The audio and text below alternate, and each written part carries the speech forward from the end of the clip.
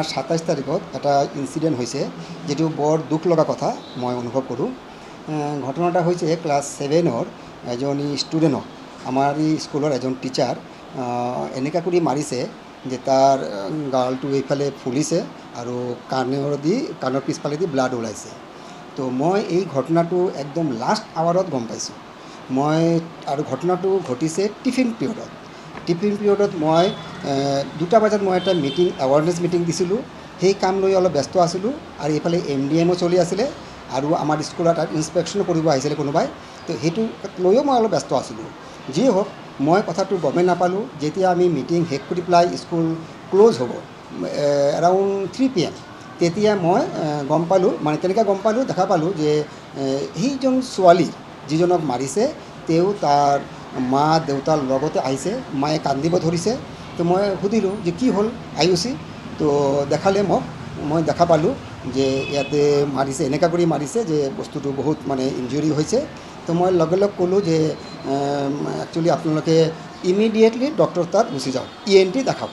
তো তেওঁলোকে দিগন্ত চৌধুৰীৰ ওচৰত গৈছিলে আৰু ডক্টৰে যথাৰীতি তেওঁলোকক মানে প্ৰেছক্ৰিপশ্যন কৰি পেলাই মেডিচিন দিছে।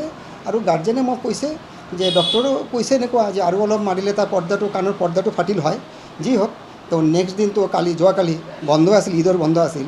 আজি মই স্কুলত আহিয়ে বস্তুটো এনকুৱাৰী কৰিছোঁ আৰু হায়াৰ অথৰিটিক মই ৰাতিপুৱাই মেছেজ দি দিছিলোঁ আৰু এতিয়া মই ৰিটেন এটা কমপ্লেইন আমাৰ DO মেডামক মই দিম। আৰু ইতিমধ্যে আমি SMC মিটিঙো মাতিছিলোঁ। তেওঁলোকে বহুতে আহিছিলে। অহাৰ পাছত কিছুমান যেনিবা আপোনালোকে মিডিয়াৰ থ্ৰুদি কথাটো ৰিপৰ্টটো লৈছে, এতিয়া আপোনালোকেও লৈ আছে। আৰু এতিয়া যিটো আমি হায়াৰ অথৰিটিক জনাইছোঁ, হায়াৰ অথৰিটি যেনেকুৱা ষ্টেপ লয় বা কৰে সেইটো মই সন্মতি থাকিব তাতে।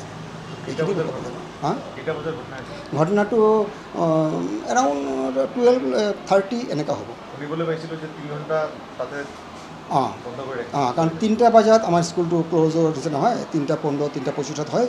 তো আমি 3টাত বন্ধ কৰিছিলোঁ। তেতিয়া গম পাইছোঁ মানে ছোৱালীটো এনেকুৱা হৈছে। আৰু মোৰ দুখ লাগিল যে মই হেড হিচাপে মই কোনো জনোৱা নাই। হয়তো তেওঁলোকে মানে মই সুধিছোঁ যে মোক কিয় জনোৱা নাই। মই মানে গৈছিলোঁ ওপৰত ক্লাছত, যে ল'ৰা ছোৱালী সুধিলোঁ যে তোমালোকে কিয় মোক জনোৱা নাই। তেওঁলোকে কৈছে যে ছাৰ আপোনাক জনাবলৈ দিয়া নাই সেই টিচাৰজনে, যে আপোনাক মই জনালে তেওঁ আমাকে মানে মাৰিব এনেকুৱা বুলি কিবা কৈছে। সেইটো ষ্টুডেণ্টে মোক কৈছে, নাজানো কিমান দূৰ সত্য আছে এইটো।